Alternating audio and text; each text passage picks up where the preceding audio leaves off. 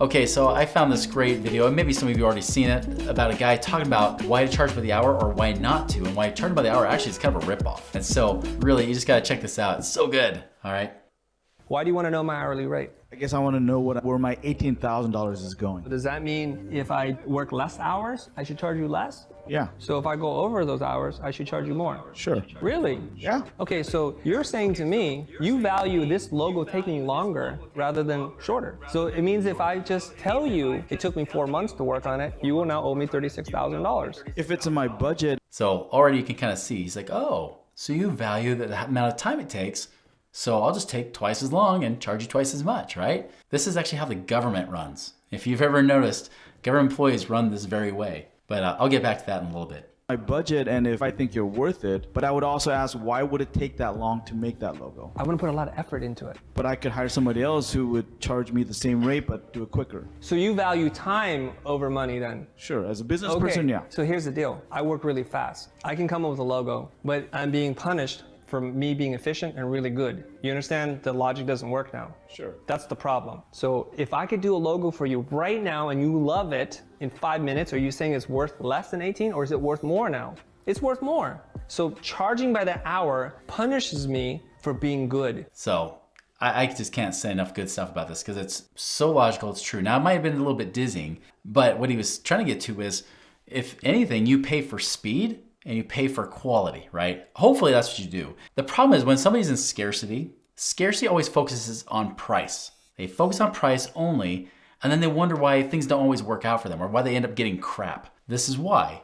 When you focus on price rather than value, you're gonna get exactly what you're focusing on. You often will try to go cheap, right? And as a result of going cheap, you don't get the real value in return, right? Dollars follow the value that you create. It also, if you want value coming back, you want to make sure you get good value too. Now, of course, I'm not saying you shouldn't go for the less expensive thing. All things being equal, of course, I'm going to pick the cheaper, less expensive thing. But you have to measure what's the cost and what's the gain. You know, what's the real reward to risk ratio here? That's what we're really looking at. I first kind of understood this really when my dad was sharing stories with me. He was talking about one of his friends. He was an auto mechanic. He worked for an auto shop. And an auto shop, as you know, if you go take your car in, you pay because you want good, efficient service, right? You want them to be fast and you want them to get it done right the first time. That's what you pay for. Even if it's a little bit more, you'll go for it. The cheap person, if they took 2 days to do something that should have taken them 2 hours and they're sitting on the lot for extra time, and then you have to even take it back again because they don't really know your problem, you're gonna say, that sucks. You know, even though they're the cheap person in town, you'd rather go to the person that's gonna do it fast. I call it the FedEx method, right? Is that when you FedEx something, you want priority mail, right? You wanna be able to get something faster, you pay a higher price for speed. Otherwise, you just go normal ground or air or whatever the standard thing is called, right? You go for that. This is why many people don't wanna take just simply sending a letter, normal snail mail, right? They want something fast. They want speed. Time is valuable because you can never get time back, but you can always get money back. So speed is a factor, but also value or quality is a factor. So with my dad's friend, he's that auto mechanic. He does a quick, fast job, does great work. He then changes jobs to go work for the government. And he's doing the same thing. He's still an auto mechanic, working on like police cars and vehicles and things like that. And so first day he's on the job, he starts knocking it out, just starts fixing these vehicles. Well, end of the day, his boss calls him in. He said, and I think his name was Bob, because in my dad's town when he was growing up, everybody was either named Ron or Bob. So it was probably one of the two. I think his name was Bob. He said, Bob, here's the issue. Do you want to keep a job here or not? Well, yeah, I want a job here. All right, well, if you keep working the way you're working, you're going to get fired. Did I do something wrong? No, you're working too fast. You're working too fast. And when you work too fast, we don't get the money coming in from the government budgets. So as a result, I need you to work slower to make it seem like we're busy and that we need the money to keep us going. Otherwise, if you do the job fast, we don't need half of these employees.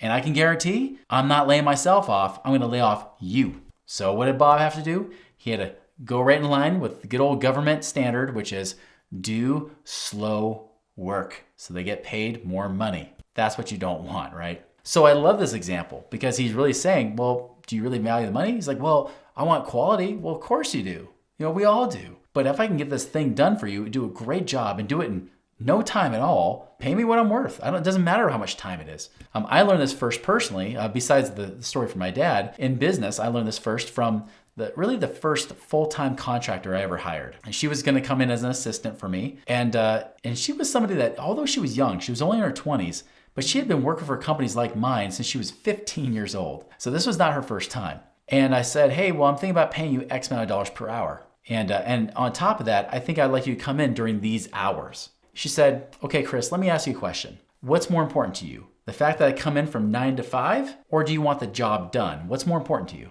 Well, I want the job done. Well, then does it really matter what hours I come into work? And I thought about it. I said, well, as long as the work gets done, I guess not.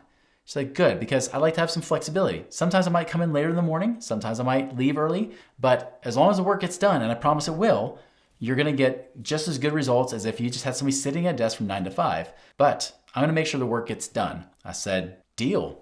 And we shook on it and got the forms and got her hired. It was such a big lesson to me because it was more not just about the traditional work hard mindset, right? Just working number of hours. The person that charges you hourly, usually, not always, right? But often the person that will charge you hourly, sometimes the incentive is to work slower. Because if they want to make more money, if they work fast, they don't get rewarded for working fast. They get rewarded for working slower, right? That's where they make the money. If they only work 4 hours instead of the full 8, well, now they don't get paid anything. That's why she said, hey, I want you to pay me for the full 8 hours, whether I take 8 hours or not. So same thing here.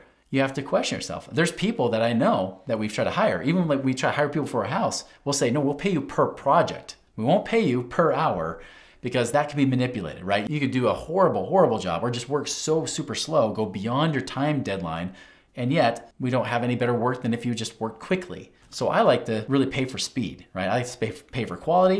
And hey, if they can get done and I get done faster, awesome. Heck, when I do these videos, I like to get done fast because time is money. Time is valuable. So I think the point he drove home was very valuable. And if you're in business, you should really understand this more than anything. Even people that hire us, we're not cheap. We're not $18,000, but hey, we're still in the thousands there. We're not cheap.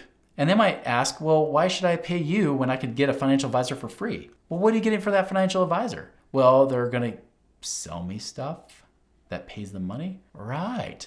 And does that mean it's going to be in your best interest? No. Okay. Well, that's why we charge a consulting fee.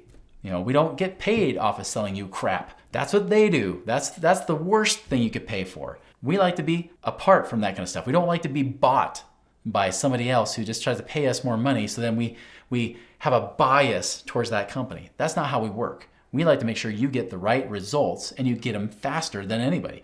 The crazy thing is there's companies that charge double, even triple what we charge, and yet they get worse results than we get. They don't even get people financially free. They can't even get people to give them testimonials. I remember working for a stock coaching company, even though some people got some actual benefit here and there, for the most part, when they said, hey, we need to get some testimonials and case studies, 50 coaches, just like myself, crickets. There's maybe like maybe one person you could think of out of sometimes 50 people you're coaching at a time, like, oh, maybe I should have them. They could probably give a good testimonial. No, because it didn't work. It was gambling in the stock market. It didn't work. Where we do stuff, we're like shocked if somebody doesn't get as much value as we think it is. We're like, oh crap, that took a little bit longer than we thought. Oh well, we'll still get the results, just takes longer, right? And by the way, longer for us usually means, oh, it took more than a year to start, making an extra $20,000, $30,000, $40,000 a year in passive income, right? Things like that. So that's the thing, guys. Like, you want to pay for quality and speed.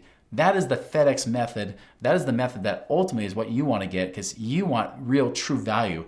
And ultimately, you don't want to waste your life and your time either. Your time is limited. That is your most precious, really non-replenishable resource you've got. Make the best use of it. Focus on value over hourly time. If this was helpful to you guys at all, please like this, share it with people, subscribe, do that sort of thing. Also, check out this next video where Dave Ramsey looks at Graham Stephan's portfolio. Pretty entertaining. Check that out.